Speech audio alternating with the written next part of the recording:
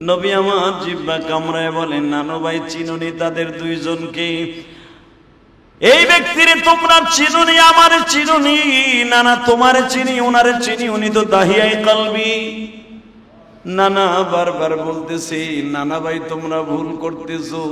জিব্রাইল বলে, নবী চুপ থাকলে ভালো হয় গো, দুইজন দুই ঘাড়ে উঠছে। আমার আল্লাহর জিব্রাইলের পকেটের মধ্যে খেজুর দিতে মনে হয় 3 ঘন্টা টাইম লাগবে।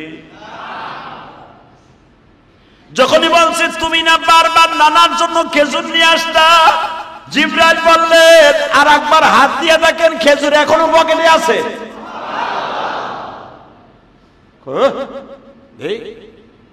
বাজান হাত দিয়েই দেখে, আরে কত সুন্দর সুস্বাদু খেজুর। হুসাইন হাত দিয়ে বলে, না না, এটা তো অত্যন্ত সুন্দর খেজুর, আজও পর্যন্ত এই কোয়ালিটির খেজুর কোন মদিনায় পাই নাই গো। যখনই বলছে এই কোয়ালিটির খেজুর কোনোদিন পাই নাই, নবী আমার চোখটা বন্ধ করে বলে, নানু ভাই রে, জীবনে কোনোদিন নানারে না খাওয়াইয়া তোমরা দুই ভাই খাইছো। কারণ নবী বুঝে ফেলেছে, এই খেজুরের ঘিরান পাইয়া যদি দুই ভাই গালে দিয়া ফেলে, আর কিয়ামতের মাঠে যদি আমার উম্মত জিজ্ঞেস করে, নবী গো, জান্নাতের সর্দার দুনিয়ায় জান্নাতের খেজুর খেয়ে ফেলেছে, আমাদের রাইখে কেমনি নাতিটা খেয়ে ফেললো। বিশ্ব নবী আমাদের কথা চিন্তা করে বারবার বললেন, নানু ভাই কোনদিন নানারে আগে না খাওয়াইয়া তোমরা দুই ভাই কি খাবার খেয়েছো? না না ভাই, খবরদার দলে আজকেও গালি দিও না। নবীর ইতিকাদ ছিল, জিবরাইল যখন বিদায় নিবে তাকে দুইজনকে পাশে বসে বলবো, নানু ভাই রে, উনি আসলে মানুষ না, ওনার নাম হলো জিবরাইল।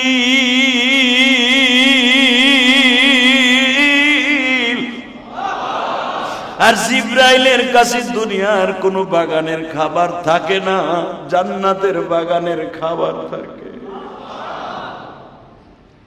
নবী কায়দা করে বলে ফেললেন, নানার সারা কি দুই ভাই খাইছো? না না না, তাহলে পকেটে রেখে দাও। জিবরাইলের সাথে কথোপকথন হচ্ছে।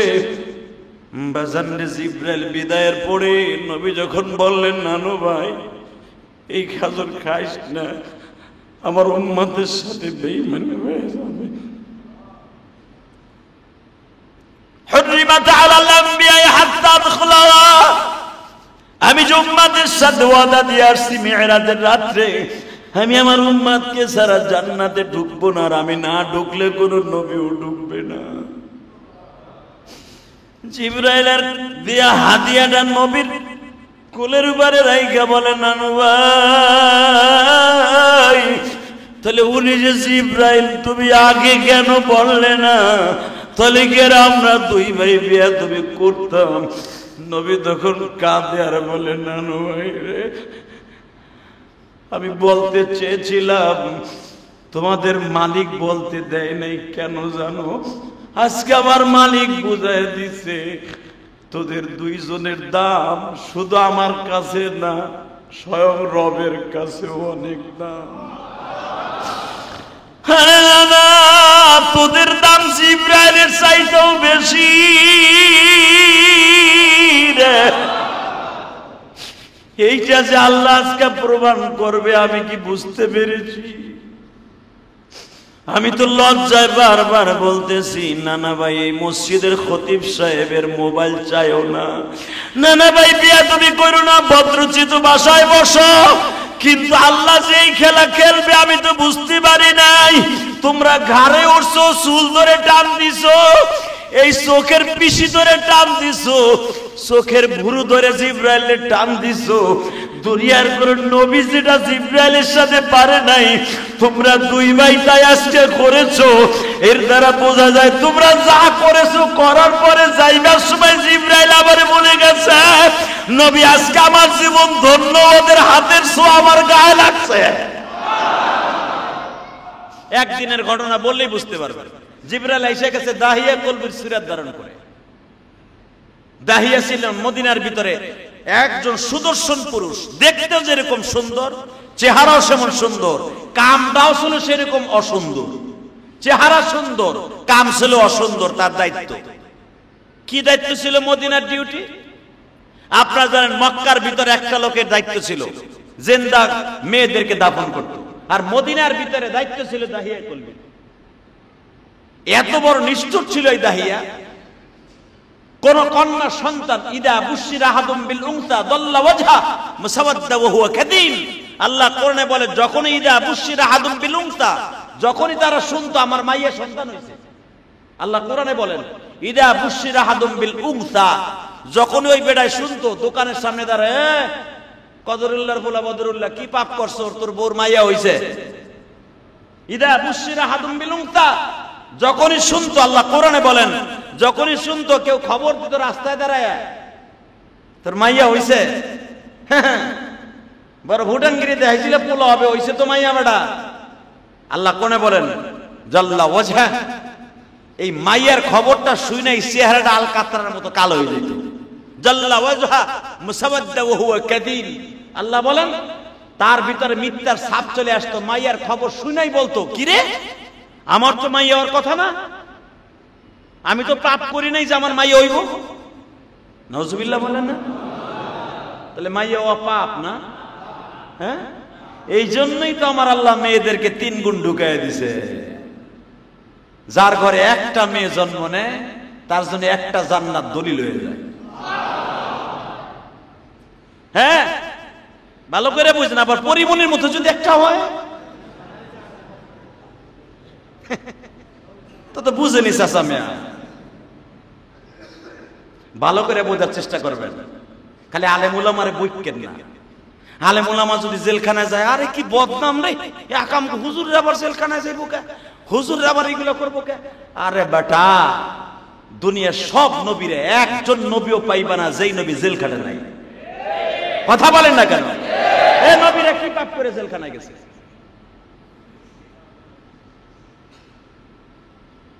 হুশিয়ার, সাবধান। ইদা আসাবাতহুম মুসিবা, বিপদ আসলে বেশি বেশি আল্লাহরে ডাকেন, বদনাম বেশি বলেন না, আলেম ওলামারে গালি দেন না। যত গালি দিবেন তত গজবে পড়বেন না কেন?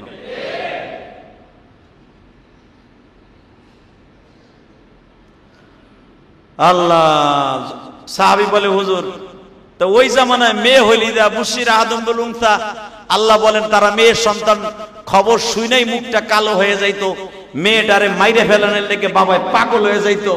হুজুর বাপ কি পারতো মাইয়াডারে জবাই দিয়া মাইয়াডারে ওই রক্তমাখা অবস্থায় জিন্দা দাফন করে দিতে? নবী বলে এই প্রশ্নটা আমার কাছে করো না,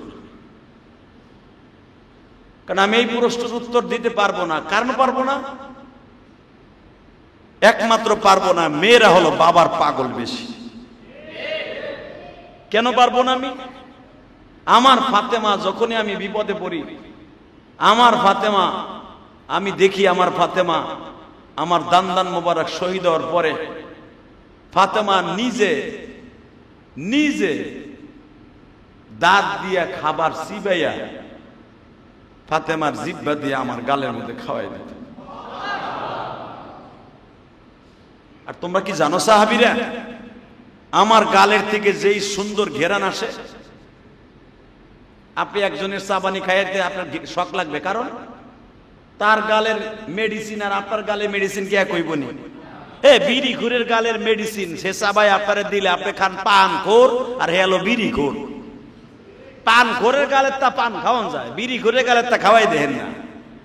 ওই দিনকার আপনার খাওয়ান জুটবো না, পরে রক্তে খালি মনে পড়বার বমি করবেন। কথা বলেন না কেন? গাঞ্জা খোরের গালের তা আপনি চাবা ও চাকরাটা খাই দেন না।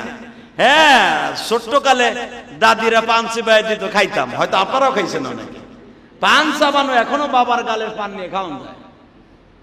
এই পান চাবানো গালে আরেকজনের আরেকজনে খাওয়ার এই কথা দেখা এখন মাশাআল্লাহ বাপের গালের বিড়ি পোলাও খায়।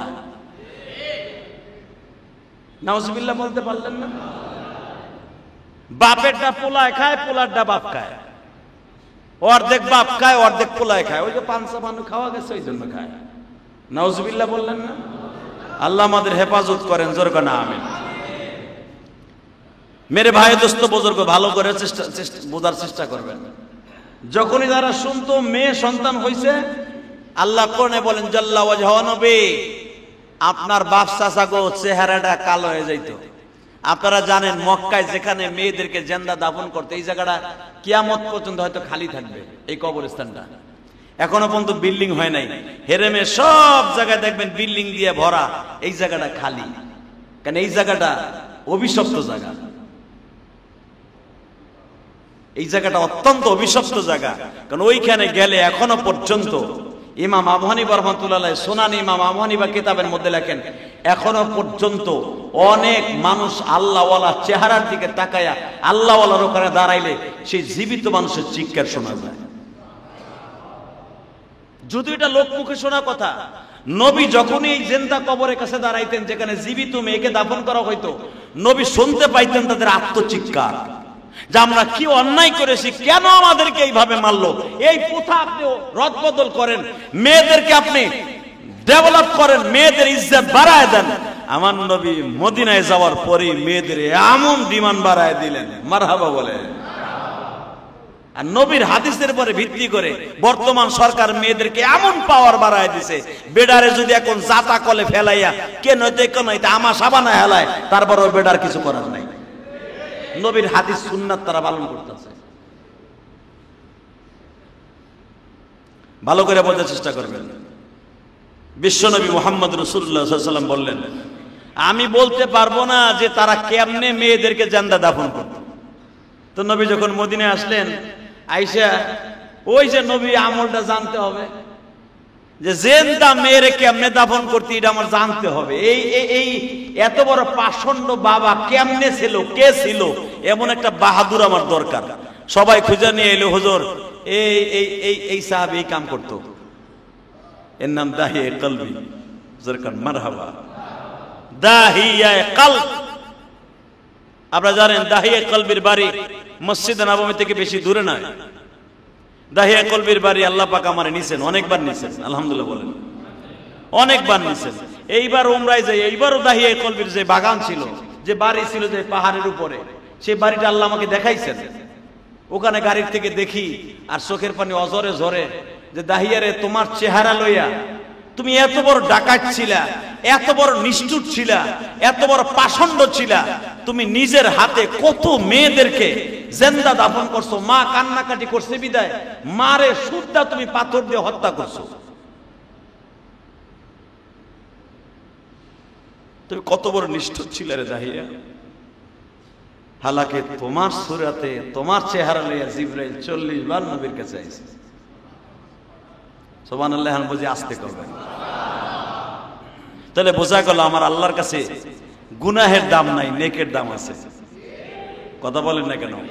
এই জন্যই তো আল্লাহ বলছেন, গুনাহ করবি একটা লিখবো একটা, সওয়াব করবি একটা লিখবো 10টা।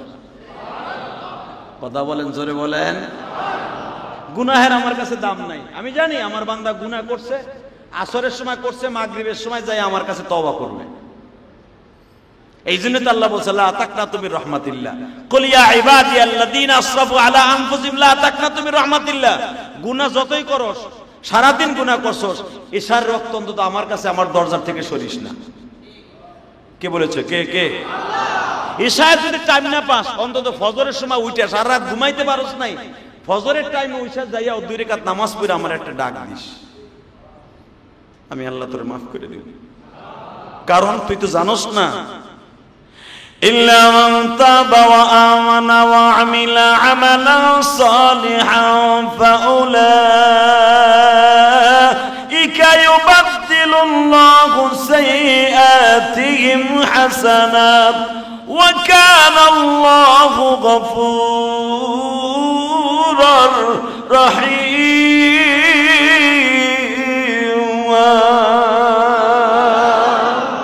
আমি জানি তুই গুনাহ করবি। ইল্লা মান তাবা ওয়া আমানা ওয়া আমিলা আমালান সালিহা। গুনাহ যদি কইরাই ফেলস, পাপ কইরাই ফেলছ, শয়তানের ধোঁকায় পড়ে, আমি জানি তুই করবি। যদি তুই করবি না এটা যদি জানতাম আমি আল্লাহ, তাহলে আমি এই আয়াতগুলো নাযিল করতাম না। আমি জানি তুই করবি গুনাহ, শয়তান তোরে করাইবে। কিন্তু বান্দা তার পরবর্তী যখন বুঝতে পারবি যে আমার অন্যায় হয়ে গেছে, তুই তওবা করে ফেলিস। তোর তওবার জায়গাটা আমি কি করব জানোস? যতগুলা গুনাহ তোরে মাফ করব, ইউবাদদিলুল্লাহু সাইয়্যাতিহিম হাসানা, ওই জায়গাটার আমি নেকের দ্বারা ভরপুর করে দেব। তুই ভুলে যাবি যে আমি জীবনে কোনো অন্যায়ই করিনি, ভুলে যাবি, কারণ ওই জায়গা আমি ফিল আপ করে দিব। তো ভাঙা রাস্তা রিফাইন করলে বুঝতে পারবেন কোন জায়গা ভাঙা ছিল। আল্লাহ তাই বলে ইউবাদদিলুল্লাহু সাইয়্যাতিহিম হাসানা, ওই ভাঙা কলবটারে, গুনায় জর্জরিত জায়গাটারে আমি ইউবাদদিলুল্লাহু সাইয়্যাতিহিম হাসানা নেকের কার্পেটিং করে দিয়া বুঝাইয়া দেব, তুই ভাববিও না যে কোনোদিন গুনাহ করছিস। কথাটা কে বলতেছে? কারণ এইটা আমি কেন করব জানো? আর এটা কেন করতে পারবো? পৃথিবীর কোন সরকার এটা পারবে না। ওয়া কানা আল্লাহু গফুরুর রহিম, আমি পারবো কারণ আমার এবিলিটি আছে পারার, আমার পারার এবিলিটি আছে, আমি পারবো। অন্য কেউ পারবে না, আমি পারবো। কথা বলেন না কেন? অন্য কেউ পারবে না, আমি রব পারবো। কারণ ওয়া কানা আল্লাহু গফুরুর রহিমা, আমার নাম গফুরুর রহিমা, আমি পারবো। তো দাহিয়ে কলবে সবাই নিয়ে আসলো, হুজুর এর কাছে জিজ্ঞেস করেন, এর কাছে জিজ্ঞেস করেন কত মানুষ সে জিন্দা দাফন করছে। আপনারা জানেন দাহিয়া কলবে সেই মেয়ের ঘটনাটা, ওটা আমি বলতে চাই না।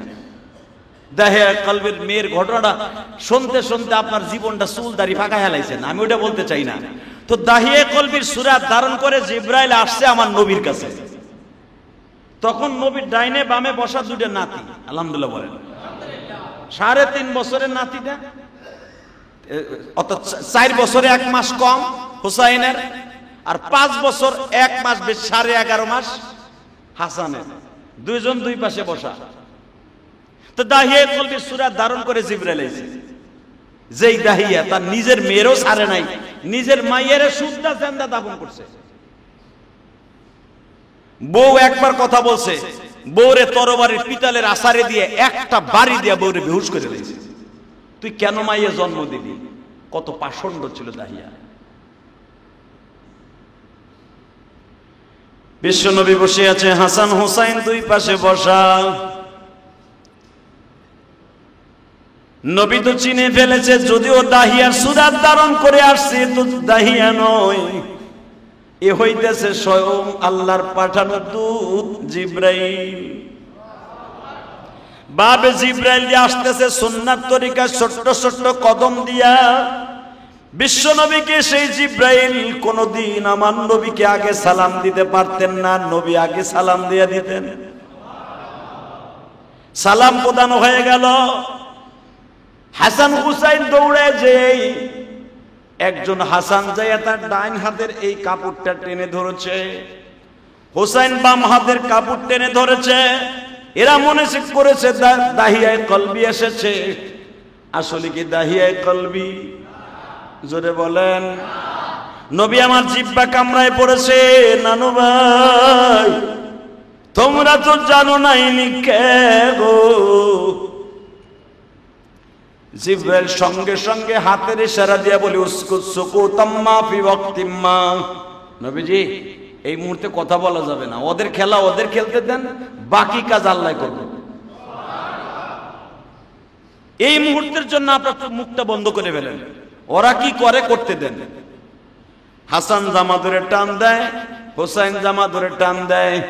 দাহিয়া জিবরাইল নবীর সামনে আঁটু গেড়ে দিয়া বসলেন, নবীও বসা। দুইজনের মধ্যে কথা আদান প্রদান হচ্ছে। দৌড় দিয়ে যে হাসান জিবরাইলের ঘাড়ের উপর উঠছে।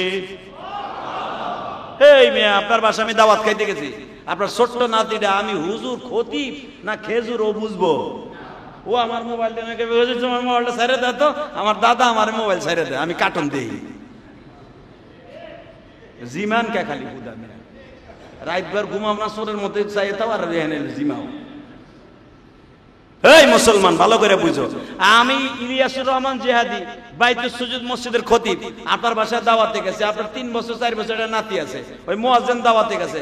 হুজুর দেই আমার মোবাইল আছে নি, আমার দাদার মোবাইলটা পাইতেছেন, আপনি খুলে দেন, আমি কার্টুন দিই।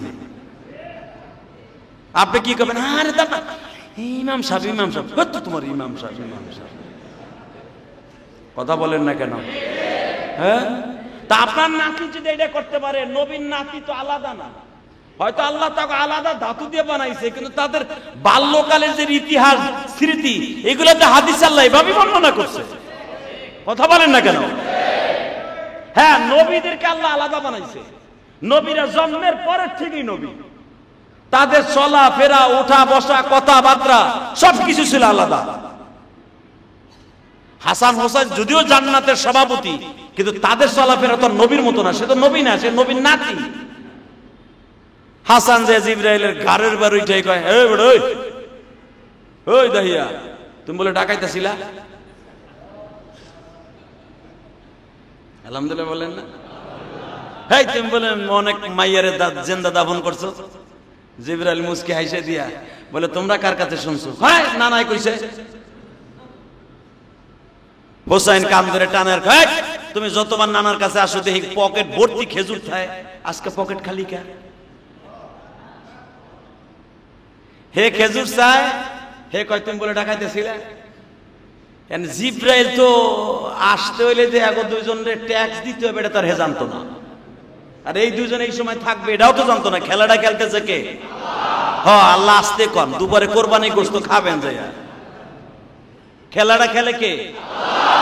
কেন খেলতেছে একটু পরেই পাবেন, তো সলে মুকদ্দারের জব একটু পরেই পাবেন না। জিবরাইলও জানতো না যে ওখানে বয়ে রয়েছে হাসান হোসেন। আর এই সূরা ধারণ করে কেন আল্লাহ ওই সময় পাঠাবে তারে? নবী তো জিব্বা কামড়াই অস্থির, কারণ আপনার নাতি বারবার কইতেছে আমার কার্টন ছাইরা দাও হুজুর। হেরা দুজন কইতেছে জিবরাইলের ইতিহাস, এই দাহিয়া তুমি না প্রতিদিন নানার জন্য 2 পকেট ভর্তি নানারে খুশি করার লেগে তোমার বাগানের থেকে খেজুর নিয়ে এসো, দাহিয়ার বাগানটা দেখে আসবেন মদিনায়। আলহামদুলিল্লাহ বলতে পারেন না? দাহিয়ার বাগানটা এখনো পর্যন্ত সরকার অনেক যত্ন করে রেখে দিয়েছে। আল্লাহ, আল্লাহর কি প্রশংসা রে! আরে আল্লাহর কি, আল্লাহর কুদরত বোঝাই মুশকিল। নানা নাতির খেলা তো, যখন বারবার বলতেছে, হ্যাঁ বেটা তুমি না প্রত্যেকদিন খেজুর লয়ে হোক পকেট ভর্তি, নানা রাইনা দাও, আমরাও ঘরে ভাগ পাই, কই? কিন্তু জিবরাইল তো জানে না যে এই দুজনকে খেজুর দিয়া খুশি করতে হয়। এই জন্যই সৌদি আরবের জাতীয় খাবার হলো খেজুর। দেখো, জাতীয় হলো, প্রতীক হলো খেজুর গাছ আর তরবারি, যেরকম মারহাবা। আর আমাগো দেশের জাতীয় প্রতীক কি? ধান নাকি? হ্যাঁ, এটাও জানেন না, দেখেন নাই? মাশাআল্লাহ, মাশাআল্লাহ। আল্লাহ তাআলা আমাদের কবুল করুক, যেরকম আমিন। সৌদি আরবের খেজুর গাছ দেখবেন, দুইটা তরবারির উপরে খেজুর গাছ দেয়া, কি সুন্দর দেখতে, কত সুন্দর। এটা আল্লাহ পাকের দেয়া নিয়ামত। হে, তুমি না প্রতিবার, সব সময় তুমি প্রতিবার নিয়ে আসো, তুমি প্রতিবার না কত সুন্দর করে খেজুর নিয়ে এসো নানার জন্য, আজকে আনো নাই? বাজানে কথাটা বলতে দেরি আছে। নবী আমার জিহ্বা কামড়ায় বলেন, নানু ভাই চিনুনি তাদের দুইজনকে? এই ব্যক্তির তোমরা চিনুনি, আমার চিনুনি, নানা তোমার চিনি, ওনারে চিনি, উনি তো দাহিয়ায়ে কলবি। নানা বারবার বলতেছি, নানা ভাই তোমরা ভুল করতেছো। জিবরাইল বলে, নবী চুপ থাকলে ভালো হয় গো, দুইজন দুই ঘাড়ে উঠছে। আমার আল্লাহর জিবরাইলের পকেটের মধ্যে খেজুর দিতে মনে হয় 3 ঘন্টা টাইম লাগবে। যখনই বলছে তুমি না বারবার নানার জন্য খেজুর নিয়ে আসতা, জিবরাইল বললেন, আর একবার হাত দিয়ে দেখেন খেজুর এখনো পকেটে আছে।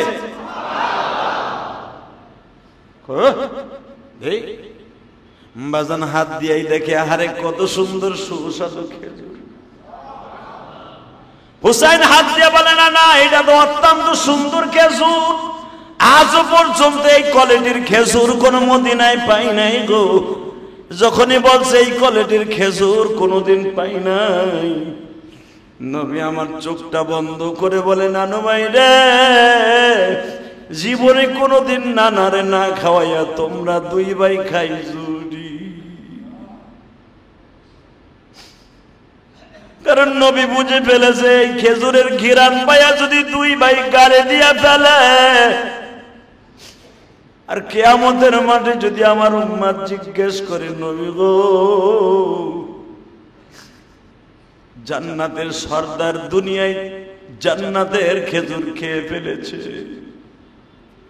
আমাদের রাইখে কেমনি নাতিটা খেয়ে ফেললো? বিশ্ব বিশ্বনবী আমাদের কথা চিন্তা করে বারবার বললেন, নানু ভাই কোনদিন নানারে আগে না খাওয়াইয়া তোমরা দুই ভাই কি খাবার খেয়েছো? না নানা ভাই, খবরদার দলে আজকেও গালি দিও না। নবীর ইতিকাদ ছিল, জিবরাইল যখন বিদায় নিবে তাকে দুইজনকে পাশে বসে বলবো, নানু ভাই রে, উনি আসলে মানুষ না, ওনার নাম হলো জিবরাইল।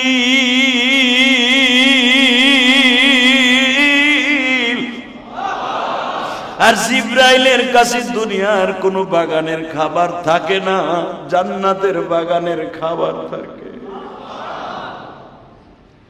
নবী কায়দা করে বলে ফেললেন, নানার সারা কি তুই ভাই খাইছো? না না না, তাহলে পকেটে রেখে দাও। জিবরাইলের সাথে কথোপকথন হচ্ছে। বাজারে জিবরাইল বিদায়ের পরে নবী যখন বললেন, নানু ভাই এই খাজর খাইস না, আমার উম্মতের সাথে বেঈমানি হয়ে যাবে। হুররিমাত আলাল আম্বিয়া হাত্তা আদখুলাহা, আমি যে উম্মতের সাথে ওয়াদা দিয়ে আসছি মিরাজের রাত্রে, আমি আমার উম্মতকে সারা জান্নাতে ঢুকবো না, আর আমি না ঢুকলে কোন নবীও ঢুকবে না। জিবরাইলের দিয়া হাদিয়াটা নবীর কোলের উপরে রাইখা বলে, নানু ভাই তাহলে উনি যে জিবরাইল, তুমি আগে কেন বললে না? তাহলে কেন আমরা দুই ভাই বিয়া তুমি করতাম। নবী তখন কাঁদে আর বলে, নানু ভাই রে, আমি বলতে চেয়েছিলাম, তোমাদের মালিক বলতে দেয় নাই। কেন জানো? আজকে আমার মালিক বুঝাই দিছে, তোদের দুইজনের দাম শুধু আমার কাছে না, স্বয়ং রবের কাছেও অনেক দাম। আরে দাদা, তোদের দাম জিবরাইলের চাইতেও বেশি রে। এইটা যে আল্লাহ আজকে প্রমাণ করবে, আমি কি বুঝতে পেরেছি? আমি তো লজ্জায় বারবার বলতেছি, নানা ভাই এই মসজিদের খতিব সাহেবের মোবাইল চাইও না। নানা ভাই বিয়া তুমি করো না, ভদ্রচিত বাসায় বসো। কিন্তু আল্লাহ যেই খেলা খেলবে আমি তো বুঝতে পারি নাই। তোমরা ঘাড়ে উঠছো, চুল ধরে টান দিছো, এই চোখের পিসি ধরে টান দিছো, চোখের ভুরু ধরে জিবরাইলের টান দিছো। দুনিয়ার কোন নবী যেটা জিবরাইলের সাথে পারে নাই, তোমরা দুই ভাই তাই আজকে করেছো। এর দ্বারা বোঝা যায় তোমরা যা করেছো, করার পরে যাইবার সময় জিবরাইল আবার বলে গেছে, নবী আজকে আমার জীবন ধন্য, ওদের হাতের ছোঁয়া আমার গায়ে লাগছে।